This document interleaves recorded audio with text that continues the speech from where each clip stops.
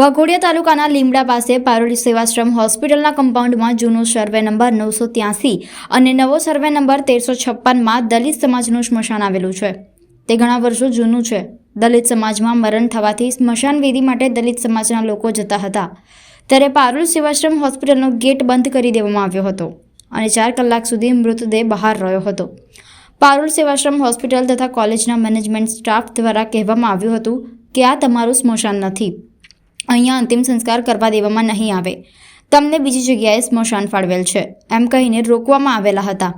ઘટના સ્થળે વાઘોડિયા તાલુકા વિકાસ અધિકારી, વાઘોડિયા પોલીસ ઇન્સ્પેક્ટર, વાઘોડિયા મામલતદાર, લીમડા ગ્રામ પંચાયતના તલાટી, લીમડા ગ્રામ પંચાયત સરપંચ તથા ગામના આગેવાનો દોડી આવ્યા હતા અને પારોલી સેવાશ્રમ હોસ્પિટલ મેનેજમેન્ટ સાથે ચર્ચા વિચારણા કરી મૃતદેહને પારોલી સેવાશ્રમ હોસ્પિટલમાં, જ્યાં દલિતોનું જૂનું સ્મશાન આવેલ છે, ત્યાં અંતિમ વિધિ કરવામાં આવી હતી. તો એમને લઈને અહીંયા પારોલ હોસ્પિટલની પાછળ 983 નંબરથી સ્મશાન આવેલું છે. વર્ષોથી જે દલિત સમાજને ફાળવી આપેલું છે, એનો વાપર ઉપયોગ અમે વર્ષોથી કરતા આવ્યા છે. હાલ પણ ચાલુ જ છે, પરંતુ અમને ઘણા સમયથી ખોટી રીતે અંદર જતા અટકાવવામાં આવે છે અને હમણાં પણ અમે લાકડા લઈને આવ્યા તો અહીંયા ટેમ્પો અટકાવી દીધું સિક્યુરિટીવાળા હોય અને કે અહીંયા જતી જવાનું, અહીંયા બંધ છે. કયા હેતુથી એ લોકો આગળ બંધ કરવામાં આવ્યું હતું? હેતુ તો જણાઈ આવે છે કે બગીચો બનાવો છે એવું કહીને ખોટી રીતના પાર્કિંગ બનાવી દીધું છે. એમ્બ્યુલન્સો પડી છે, ડૉક્ટરની ગાડીઓ પડી છે, કેટલીક ગાડીઓ પડી છે અને પાર્કિંગ ફૂલ કરી દીધું છે. ત્યારે તમારી શું માંગણી છે? આમાં એવું છે કે આ લોકોએ અરજી કરી હતી જે તે સમયે કલેક્ટરમાં કે ભાઈ આ સ્મશાન વર્ષોથી વાપર ઉપયોગમાં નથી, જર્જરિત હાલતમાં છે, એટલે સ્મશાન દૂર કરી અમને બગીચો બનાવવા માટે જગ્યા ફાળવી આપું. ત્યારબાદ તે બાબતે ટીડીઓ દ્વારા ગ્રામ પંચાયત પાસે કેટલાક ઠરાવો 50 સ્થળ સુધીનો મંગાવવામાં આવે, તેમાં ગ્રામ પંચાયત દ્વારા ઠરાવો 50 મોકલવામાં આવે, જેમાં એવું કીધું કે ભાઈ એમને લઈને અહીંયા પારોલ હોસ્પિટલની પાછળ 983 નંબરથી સ્મશાન આવેલું છે. વર્ષોથી જે દલિત સમાજને ફાળવી આપેલું છે, એનો વાપર ઉપયોગ અમે વર્ષોથી કરતા આવ્યા છે. હાલ પણ ચાલુ જ છે, પરંતુ અમને ઘણા સમયથી ખોટી રીતે અંદર જતા અટકાવવામાં આવે છે અને હમણાં પણ અમે લાકડા લઈને આવ્યા તો અહીંયા ટેમ્પો અટકાવી દીધું સિક્યુરિટીવાળા હોય અને કે અહીંયા જતી જવાનું, અહીંયા બંધ છે. કયા હેતુથી એ લોકો આગળ બંધ કરવામાં આવ્યું હતું? હેતુ તો જણાઈ આવે છે કે બગીચો બનાવો છે એવું કહીને ખોટી રીતના પાર્કિંગ બનાવી દીધું છે. એમ્બ્યુલન્સો પડી છે, ડૉક્ટરની ગાડીઓ પડી છે, કેટલીક ગાડીઓ પડી છે અને પાર્કિંગ ફૂલ કરી દીધું છે.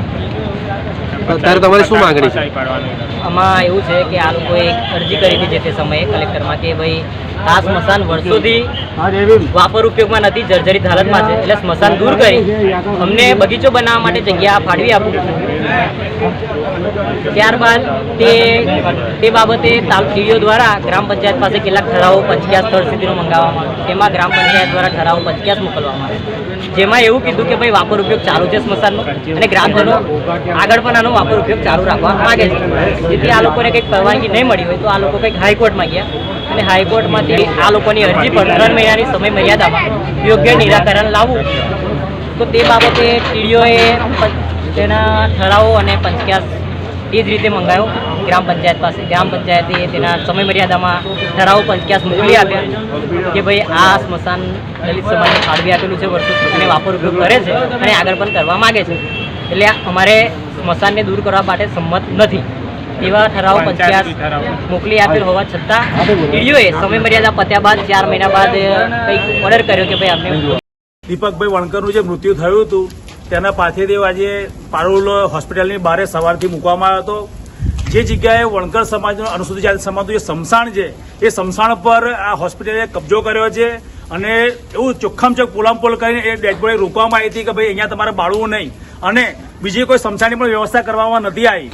એના માટે થઈને આજે અહીં ગાડી ખૂબ મોટું ઘર્ષણ થયું છે સરકાર સાથે અને પારોલ હોસ્પિટલ સાથે, અને આજે અમે ગાડી પાર્થિવ દેવ તમે જોઈ શકો છો આ પારોલ કેમ્પસની અંદર સ્મશાન છે. પણ સમસ્ત ગુજરાતના અને ભારતના અનુસૂચિત જાતિ સમાજને કહેવા માંગીએ છીએ કે તમે જુઓ, તમારે શાસક તમે ના હોય તો આવી હાલત થાય, તમારી જમીન, તમારું ઘર કોઈ પણ ખેંચી શકે છે, તમારા પર હળી જતા દમન થઈ શકે છે. એવી ઘટના આજે અહીં પુરવાર થઈ રહી છે. એટલે બધાને કહે છે જાગૃત થાવ અને આવનારા સમયમાં જેટલી પણ જગ્યાએ આપણા કોઈ જગ્યાએ હોલ બનાવવા બાકી હોય કે જ્યાં આપણા સમસાણમાં એની એક મોટી લડત લડાય અને ક્યાંય પણ કોઈ ભાઈની સાથે હવે અત્યાચાર ના થાય એવી આપણે બધા એક સાથે મળીને એની લડત લડીએ. એવું કીધું છે કે ભાઈ અત્યારે તમે ગાડી સમસાણ જે તમારું છે અંદર પારુલ કેમ્પસમાં ત્યાં તમે અત્યારે વિધિ કરો. અમે તમારા ગામમાં ફરીથી મિટિંગ કરીશું. ગામના તમામ લોકોની માંગણી છે કે અમારું સમસાણનો પાયો સોંપવામાં આવે અને આ જગ્યા સમસાણની જગ્યા પર આટલા બધા બિલ્ડિંગો કેવી રીતે બનવામાં આવે એક તપાસનો વિષય છે. અમે સરકાર પાસે આરટીઆઈ દ્વારા મારફતે માંગણી કરીશું કે આ જગ્યા સરકારે આ લોકોને કેમ સોંપી છે અને શું કરવા સોંપી છે એની અમે માંગણી કરવાના છે. જે આદિ અનાદિથી પુરાણા વખતથી ઘડિયાળના વખતથી અમારું સ્મશાન અહીંયા આગળ છે અને જે મધુભાઈ વાસ્તવને એમની ગ્રાન્ટમાંથી પોતાની ગ્રાન્ટમાંથી બનાવેલું છે. અમને જે સ્મશાન બીજું બનાવ્યું છે એ ત્યાં આગળ ખંડેર પડ્યું છે. કોઈ જવાનો રસ્તો નથી, કોઈ અમારી સુવિધા નથી કે ત્યાં આગળ અમારો કોઈ એ નથી, એનો કોઈ ઉપયોગ કરતા નથી. અત્યારે અમારે જવું છે. આજે અનુસૂચિત જનજાતિ વણકર સમાજને અમારે આ લોકો પારોળા હેરાન કરે છે. અમારે જવા જતા નથી. અમારી ડેડ બોડી આગળ ગેસ પર પડી છે. અત્યારે અમારી આ સ્મશાન યાત્રા છે. અમારે ભાઈ ઓફ થઈ ગયા છે. અમારી ડેડ બોડી આગળ ગેટ પર આગળ મુકાવડાવી છે. પારોલવાળા અમને જવા દેતા નથી અંદર.